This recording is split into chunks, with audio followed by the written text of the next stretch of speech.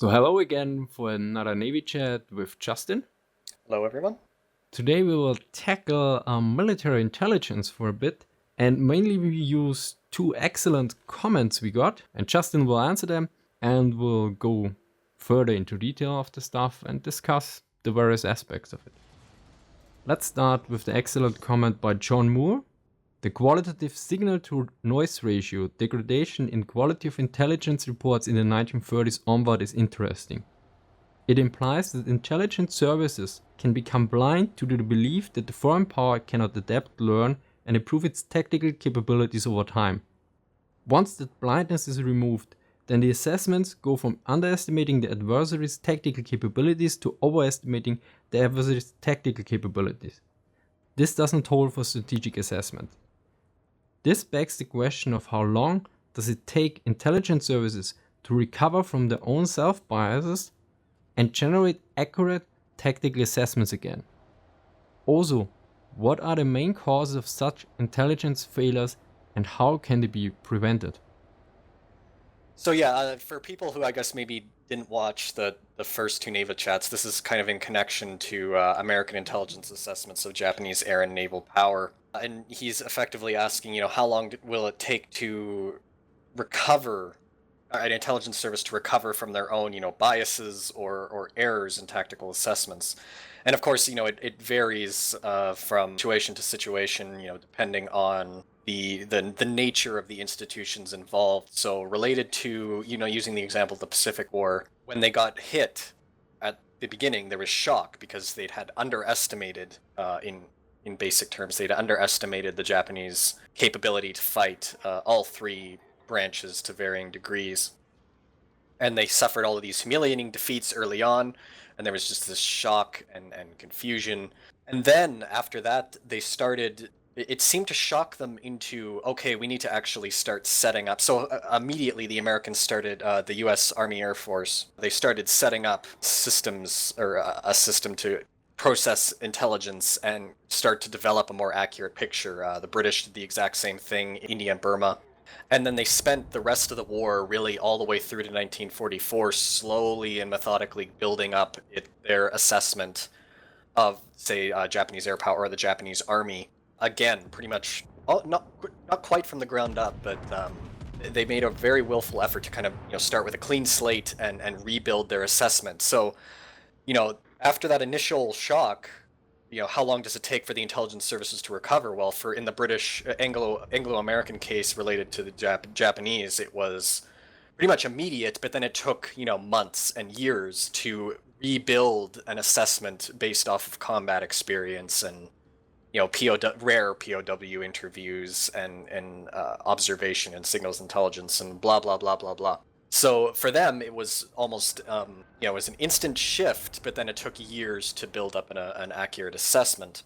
And then, of course, there can be other examples where they will stick to a flawed analysis, even beyond a point where they have been, it's been demonstrated false. And just to add some irony, the Japanese and their Japanese army and its assessment of the Red Army, where it was full of contempt, and they badly underrated a lot of its capabilities.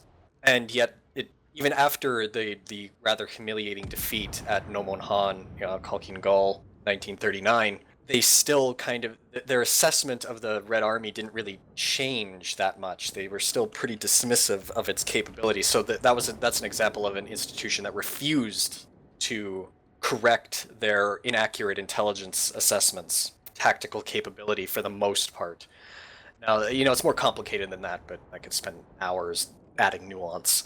But a scholar actually called Japanese intelligence best case analysis, where they kind of tended to assume, they tended to rather badly underestimate their opponent's capabilities in many cases. So it really can vary, on a case-by-case basis. But as far as, say, a very, very good intelligence services like the British and American services in the Second World War, their desire to reestablish accurate tactical assessments began, as soon as they realized they were wrong. But it took years to rebuild their assessment with evidence. Is this to a certain degree linked to democracies being more able, or liberal societies being more able to admit they are wrong? Because I know that the Germans also on the intelligence side were a bit lacking behind after the beginning and basically couldn't see that their code had been cracked or something, and always came to the conclusion, oh, it must have been a spy or something else, especially with the submarine command. Yeah, it's possible. Where there's a more open society would breed more, more alternative viewpoints and things like that. The Japanese had a lot of trouble. They too were in denial. They believed that it was impossible for the Americans to break their naval operational codes and things like that. So therefore, the thought really never, at least to our knowledge, the thought never really crossed their mind that their codes could have been broken. And there was also, with the Japanese, there was a lot of national characteristics and things like that. They believed that they believed they had some latent racial ideology, race-based nationalism going on. They viewed a lot of other races with contempt. Not usually white ones. That was more directed for the Chinese, but they had national characteristics involving the Soviets, that they were stupid and slow and all of that kind of thing that would inform their reporting.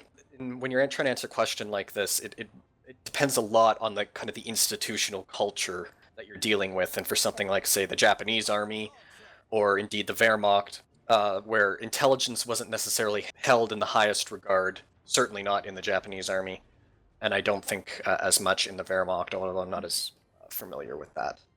So yeah, it's based on the So if you have an institutional culture where you are always right and you have a contempt for intelligence, it's going to be far harder for you to correct errors in your intelligence assessments than something where intelligence is highly valued, or you have an institutional culture that encourages people to point out mistakes and rectify errors rather than just, covering them up, burying them, ignoring criticism, things of that nature, which the Japanese army did in spades for all sorts of problems. There was always an excuse or something where they just didn't bother to really rectify errors. And then, you take something like, say, the U.S. Army Air Force and things like that, where, they've rather dramatically, the American intelligence community discovers that they have badly underestimated Japanese tactical capability regarding air power, and then they're able to very quickly switch into a corrective action that certain other militaries might have been incapable of doing for whatever big picture reason. For example, the Wehrmacht against the Soviets, there was a racial thing going on where it took them a lot longer to recognize that the Soviets were not quite as useless as they had assumed. So yeah, in short, I've been rambling, but in short, it varies on a case-by-case basis. Yeah, I mean, the interesting part for me is always when I look at the US handling of information. I look at all the field manuals that are available online and they codified everything and it's highly available.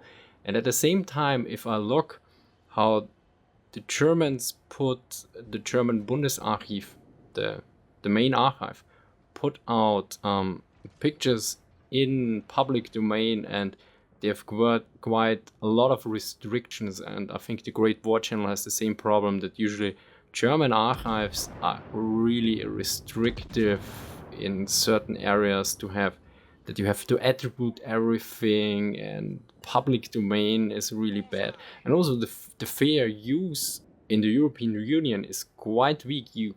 And a friend of mine commented on this. He said, in Europe, we never really gave up on the concept to use copyright laws, to use it for censorship.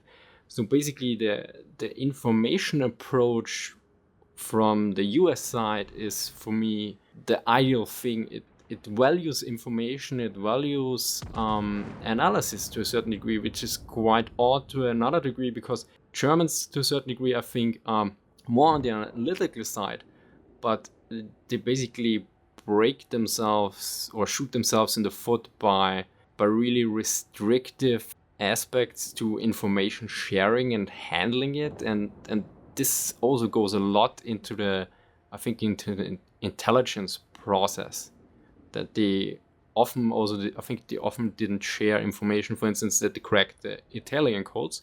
They didn't tell the Italians that they cracked their codes because they assumed, okay, we did it, but yeah, well, we don't think the Allies could do this. So there's so many different factors when you're trying to. It really comes down to how you've trained people. To a certain extent, sometimes even the culture of the country concerned, that can lead to certain things being more difficult for them to do regarding intelligence than, say, in another society. And I guess for the second question, or the second part of his question of money parts, he asks, what were the main causes of such failures? Well, of course, in the case of air and naval power, assessing Japanese air and naval power, those two videos, I think I go over that in great detail. But things like, confirmation bias and ethnocentrism and Japanese secrecy and all of these different factors. And then the more important part of that question, is he asks, how do you pick the diamonds out of the dung heap, to quote Jefferson. And that is one of those great intelligence problems that people have just been trying to fix forever. And honestly, in my view, and I mean, this can be debated and discussed, and indeed it is, in some instances, it's really, you're not going to be able to, because if the information, for example, when the Americans are looking at assessments of Japanese air power, and you're getting dozens and dozens of reports saying they're bad, and then you get a couple that say they're good, how do you, without the benefit of hindsight, pick out those ones that say they're good and say these ones are correct and the other dozen are wrong, when you don't have the information to go, they don't have a nice Japanese Air Services reference book to pull off the shelf and see if they're right or wrong. And it's such a difficult thing to try and deal with regarding intelligence, is if you're getting is trying to stay out of that confirmation bias loop and be open to new ideas. But then on the other side, you get so much intelligence in a lot of cases where you need some kind of frame of reference or viewpoint perspective to kind of filter some of this stuff. And once you start doing that, you run the risk of putting the wrong filter on your glasses and looking at these reports and getting an extremely skewed perception. And then you look back in hindsight and go, well, it's so obvious, how could they miss this stuff? But it's really easy to do, and it's one of those central problems of intelligence, is how to pick those diamonds out of the dung heap. Yeah, and I think that kind of leads into his little, his next question, where he asks you, I imagine, that if you use a similar method, or comparing, do you use this method of comparing similar works and picking out the common threads? And yeah, I mean, this is kind of just goes back into just general how social sciences and critical thinking and critical reading, and how they are very important skills for, and I mean, this applies for things well beyond intelligence, but intelligence uses it, is you get a whole bunch of different sources that may say a whole bunch of different things, and then somebody hands them to you and says, make sense of it, and come up with a coherent narrative that is as truthful as you can possibly get. And that's, at the core of intelligence, is at the core of history. It's at the core of reading different news articles to get different perspectives on one story, et cetera, et cetera. And yeah, all of these methods have lots of overlap. That's why when intelligence agencies are looking to hire, they want people ideally with master's degrees in humanity, in things like history or political science, or those kinds of very analytical, where you're taking different sources and comparing them and making arguments and things like that. And then he asks regarding technical intelligence from the Flying Tigers, and why wasn't it given more weight than the flawed open source intelligence. And of course that goes back into preconceptions and things like that, is that the Chenault, what he was talking about, didn't fit the narrative that they had kind of stuck themselves in. It was effectively filtered out by their own biases. And it really wasn't enough information to crack through that bias and to go beyond the example of Japanese air power. Again, this can vary by case, is like, how much evidence does it take to overrun an incorrect preconceived notion or an incorrect bias that they might not even be aware of? And it really just depends. Sometimes maybe a couple reports will be enough to maybe cause doubt on that preconception. But if the preconception is really strong, which it was with regarding American assessments of Japanese air power, this is you're talking preconceptions that are at least 20 years old. And they've been reinforced over 20 years. I mean, I'm sure some of your audience hasn't even been alive for 20 years. And then suddenly you get reports from Chenault or whatever that are contradicting your preconception. And apparently in this case, it just wasn't, his information was just not enough to finally break that preconception. And now he goes on to state that, this kind of goes against your why intelligence failures happen video. That video is very, very good. It's a nice overview, and it's a general framework for why intelligence failures happen. But of course, it's impossible to be comprehensive because, in the social sciences, we're not dealing with the natural sciences where things happen beyond, we're dealing with people. And the second the human mind gets involved, it becomes excessively messy. And in this case, not every single intelligence failure is going to fit neatly within the why intelligence failures happen video, but it's still very useful as a jumping off point. Also, the why intelligence failure happens video was based on an article, I think, from the 70s, 80s, or 90s or something. And I think a lot of intelligence measures that were introduced in the Second World War and after the initial failures that happened there. So there were already a certain amount of bugs were fixed out, and this article deals mainly, and the video deals mainly with the stuff that seems to be, that can't be more fixed on the organizational side, because it's in the limits of human capabilities mostly, and thus also on the organizational level, but based on the human conditions. So, and for what we are dealing with Chenault and the stuff, that had been, I think there were probably measures to fix that on the organizational level. For instance, like, okay, we get a frontline report, this had the highest priority, this is first-hand information, this overrides all the other information, and we really need to look at that. And I assume that nowadays they have, like, and even in the Second World War, they had this measure built into the organization and the processes already. Mm-hmm. And I guess he concludes his statement. So it would seem the analysis process failed for tactical assessments from 1930 onward because the usual sources of information dried up and the services did not adapt to those losses. That's one problem. Is once a lot of their sources started to dry up, things like tours of air stations and things of that nature, they really didn't have anything to turn to other than kind of, open sources of dubious quality. And they kind of, as they got less and less information, things like ideas of national characteristics and preconceived notions and ethnocentrism and things like that, they started to use that kind of stuff more and more to fill gaps in their knowledge that they had lost due to the Japanese secrecy and restricting of information. And you can see that in a lot of cases. As for and overall, I mean, this is a really, really great comment. Some really great questions. And I guess if he wants to comment down, if I do know if he has access to academic journals or whatever, if he happens to be in school, in a university that has access to these things, there's. Particularly Douglas Ford regarding the Pacific War. He's done a lot of work on the development of Anglo-American intelligence regarding Japan during the war.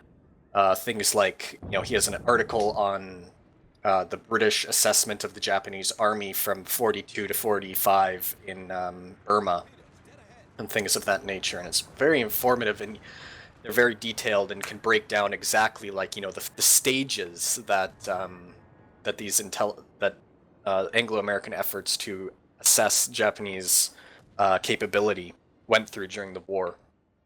The next comment is from Marcus7564. While it would not affect the outcome of the war, how much would a better understanding of the Japanese forces affected the early defeats against the British, Dutch and Americans in Southeast Asia? Essentially, I'm wondering if better intelligence could have led to greater preparations and a better defense of European colonial holdings in the region. Send out the Prince of Wales without air cover comes to mind as a potentially a more cavalier action than the Brits may have taken if the new strength of the Japanese air power were have known. Yeah, this is another excellent question and point, and the reason why I've put it in this instead of the video with questions directly related to the first two Navy chats is because this is pointing to really probably one of the most important questions, if not the most important question regarding intelligence, and that is, so what, or what can intelligence do? So, I guess to answer this question specifically first, would this have? So this wasn't going to impact the war if they had a perfect assessment of, or wasn't going to change the outcome, I should say, if they had a perfect understanding of Japanese forces. But he's just wondering if it could have led to greater preparations or better defense. In short, not really. Mainly because what one historian of the period called the central strategic fact of this point is that they didn't really have enough the forces to send to East Asia to prevent the Japanese from taking what they wanted. The British obviously had their hands full in Europe and North Africa. The Americans had just started to rearm. In the late 1930s, they were nowhere near what they would become in 1943-44. And therefore, they were very limited in what they could actually send to East Asia, Southeast and East Asia and the Pacific, even if they had a perfect assessment. Now, that's not to say that a perfect assessment would have been totally useless or wouldn't have changed anything. Of course, maybe tactically, a perfect assessment of, say, the Japanese army and its capabilities and weaknesses and things of that nature certainly would have made a much more, made the defense of the colonies probably considerably more effective in certain cases. If you have your own fighter pilots and they actually understand fully the capabilities of the Japanese pilots and aircraft that they're going to end up fighting, or if the British forces, British, Indian, Australian forces in Malaya actually had a full understanding of the capabilities of the Japanese army that they were about to fight, certainly they would have done better tactically. And I believe John Ferris, who wrote an excellent article on British assessments of the Japanese army and its impact on the Malaya campaign, the fall of Singapore, he had this conclusion, which was effectively that it wasn't going to prevent the fall of Singapore, because they're really, at the end of the day, the Japanese were far too strong in the region, and the British didn't have enough stuff to send to prevent the fall. So what he in effect said is that even a first-rate performance by the British and Indian armies would have only really delayed the defeat. And all what he kind of poetically says is that all that it might have done was to avoid the humiliation. The British Empire in Asia might have ended not with a whimper but a bang. So this kind of goes back to, and I guess to answer your question regarding Prince of Wales, getting sent out without air cover, you're actually more right than you probably know. However, I don't feel like I have. I'm privy to research that hasn't been published yet, and I don't want to pop their balloon. Yeah, it probably would have had a pretty considerable, better intelligence would have had a considerable impact on certain British actions, particularly regarding Prince of Wales and Repulse. But wasn't it sent also with a carrier, but it ran aground? Yeah, there was a whole bunch of drama trying to reinforce the Far East, and air cover was available, land-based air cover. And in fact, in all likelihood, Prince of Wales and Repulse probably wouldn't have sortied given certain information, quite possibly. Anyway, so really what the big point for that he's getting at here is what can intelligence actually do? And really it acts as a force multiplier of sorts. It is not going to win you a war. It's not going to win you a battle tactically. It's not going to win it's not going to create a successful operation. For example, if you're a country X and you get perfect intelligence with exact timetables and order of battle and everything that the neighboring country Y, is going to attack you in 2 weeks, and here's their order of battle, and here's their capability, and everything's perfect, but you don't have the actual military force to defend yourself, then what good is that intelligence? You're going to lose it, even though if you see it coming. So there are very clear limits to what intelligence can do and what it can't do. So if you have the military force available, intelligence can allow you to use it very effectively. It can allow you to set the table, if you will, for certain engagements. For example, intelligence did not win the Battle of Midway for the Americans. Intelligence allowed the Battle of Midway to happen and to occur on terms that were advantageous to the Americans. But the Americans still had to go over there and bomb the carriers and not lose themselves. So it's a very, very important thing to understand. And of course, so you can have a country that has an extremely powerful military and then bad intelligence, but still win against a country that has excellent intelligence and a terrible or very small military.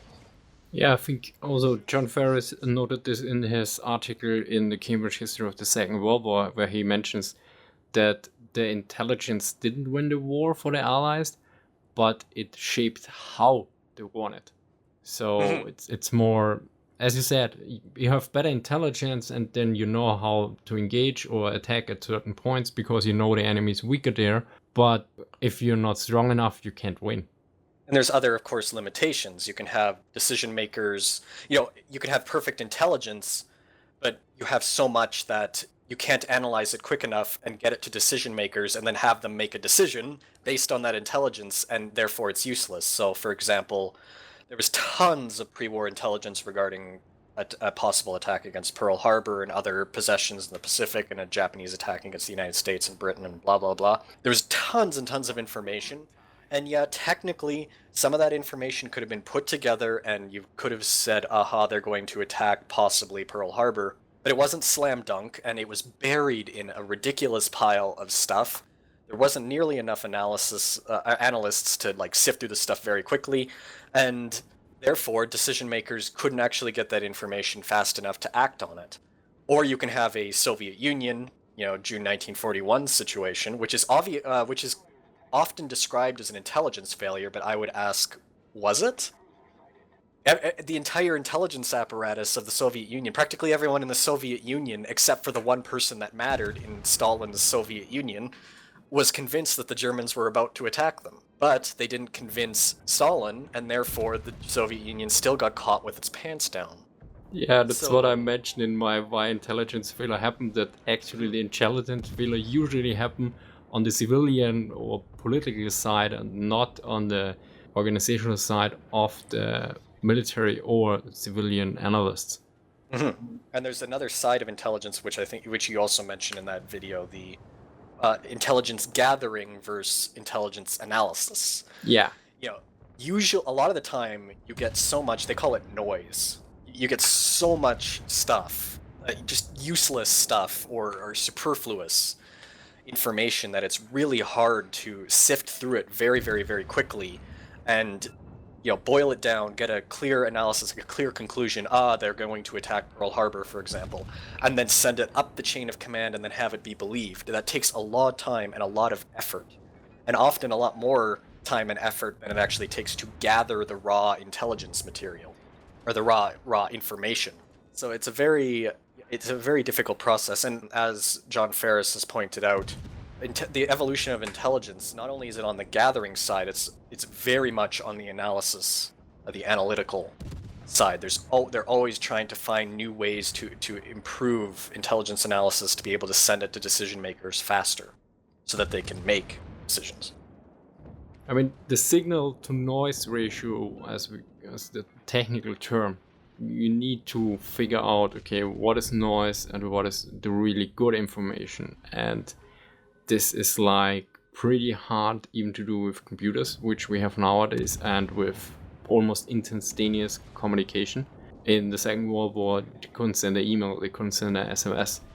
I mean, this is something a lot of people also forget a lot of the time. There are a lot of people who mentioned in one of my earliest videos, yeah, you forget Khalkin Gol. I don't know what the Germans knew about Khalkin Gol, but I think it was not very much actually, especially considering how few the Japanese shared, even internally. I mean, wasn't it the case that the Japanese army wasn't really informed about the losses at the Battle of Midway? Yeah, they didn't really know much about the Battle of Midway. Regarding specifically the Battle of Khalkin Gol, most of the army didn't know about. There was a detailed post mortem, if you will, after the battle, but that was like very high level, very secret. Only a handful of pretty top, very important people in the Japanese army ever actually got to read the real report. For the most part, it was just played up as a. So most of the army was unaware of how badly the army had lost at Khalkin Gol. Yeah, and this is the thing. And nowadays, because there's a Khalkin Gol scenario in War Thunder, everybody reads up the Wikipedia page and then comments on a video of mine that the Germans should have known about Khalkin Gol, how capable the Russians were in maneuver warfare in 1939 already. And I must say, first of all, the German view on the Japanese was, let's say, limited to a certain degree. I mean, it certainly changed in after Pearl Harbor. And the other thing is, I mean, even if the Japanese army didn't know most of the stuff, and I assume they didn't wrote the assessment in German, so, and I doubt the Germans got their hands on that assessment because the Germans didn't even know that Pearl Harbor was going to happen. And I doubt that the Japanese will share their report that they got molested badly by the Russians. They won't send this report to Berlin. But in a world where people just look up Wikipedia, which makes sense, but I mean, I'm a little bit older. There were times I still had to go to the library to look up in an encyclopedia certain stuff like that. Nowadays, it's instantaneously. But even when I grew up, there were libraries with all that stuff. I don't know how it was in the 1930s. I mean, look up Russian tanks or other stuff back then. For me, it's now doing some of my videos and sometimes checking something up without Wikipedia, for instance, just to check if the date is correct. It would take ages. Yeah. So this is probably also a problem with the whole intelligence aspect, that we basically live in an information culture that is completely instantaneous and there are no barriers of information. Back then, there were many barriers. They were just, we need this report, then okay, we need to get it sent. And if it's sent, I guess, by telegraph or by phone, somebody needs to write at least it down. You can't have an instantaneously printed report like now you just hang on the printer and you email and you print it out. No, you give them a call from, I don't know, from Pearl Harbor to somewhere else. And if it's east between West Coast, then you have also the time difference. Are they still in the office? Is the right guy in the office? Does the person that is on shift right now have access to this information? All the organizational boundaries, the geographical boundaries, and then you combine this with printing it out and getting it all together. This is not a problem if you have a central database and the cloud, and then you can access it and you just check your access clearance. Oh, okay, you are granted access low this and that. Oh, you're Edward Snowden. You can look up this and that stuff. This is completely different because basically everything of this was mechanical. So I assume the delay of information back then was probably measured in hours or days, and now you can sometimes measure it in milliseconds. Yeah, it is a very, very different time. I mean, even before, I was born in 91, so I pretty much grew up, by the time I started going to school, computers were starting to become just widespread everywhere. Anyway, so even me, I find it difficult to like comprehend. For example, by the time I got into university, Wikipedia was already there, so I could check dates on Wikipedia without having to get a book to find a date of a battle or whatever. It's a level of access to information that is quite staggering compared to back then. And that can be a blessing and a curse for modern intelligence, of course, because now we can get ridiculous amounts. The amount of information we can gather just keeps going up and up and up. Yeah. Our ability to analyze it, not so much, which is very, very, can just make things just very, very, very difficult. I mean, this would be something interesting. I know, remember back then there was the CIA fact book, It was basically it was published online, and also this PDF about the information of all the countries with the economic information, a little map and stuff like that. And I don't know if they stopped publishing it or doing it because due to Wikipedia, because when I started studying, Wikipedia was basically it started to get a little bit of traction, and Google was really new. I mean, when in 2001, Google was really new. Before I used Yahoo and Hotbot and various other search engines.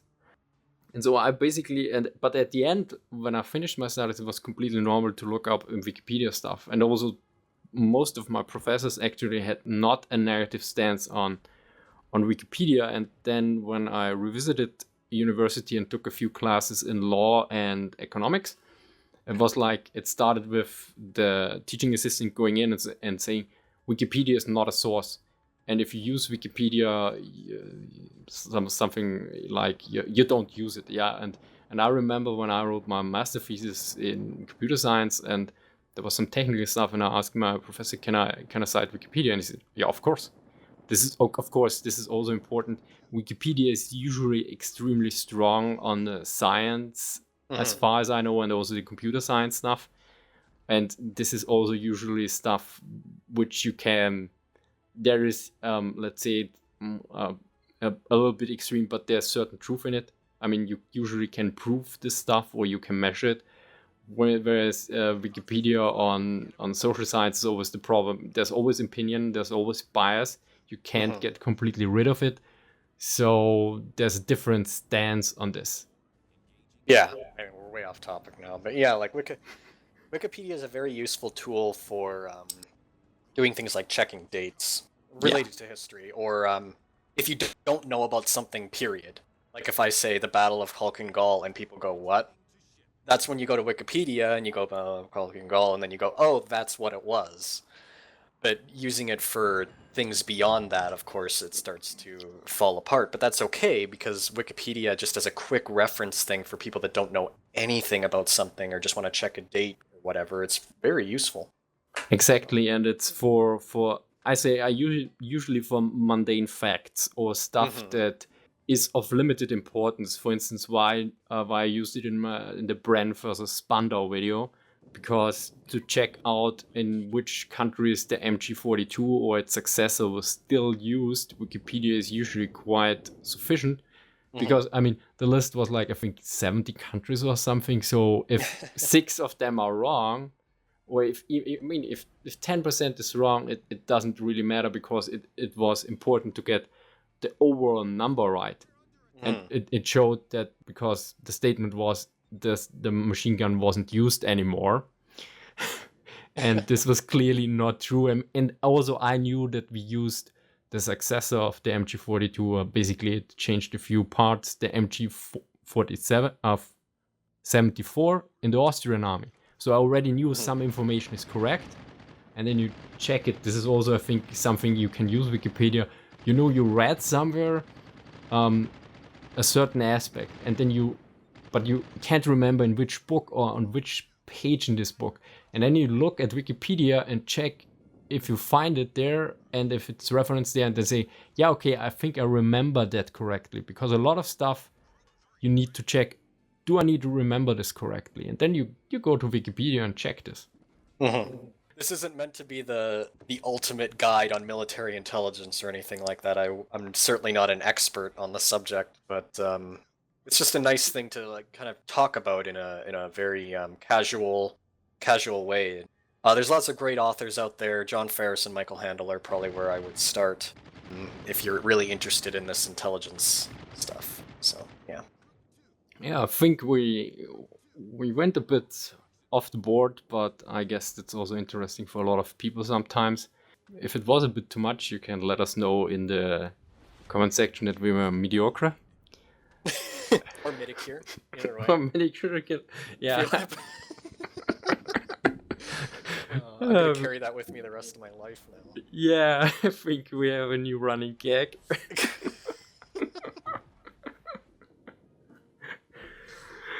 And yeah, thank you very much, Justin. Yeah, not a problem. Love doing these. So. So everyone, stay tuned and see you next time.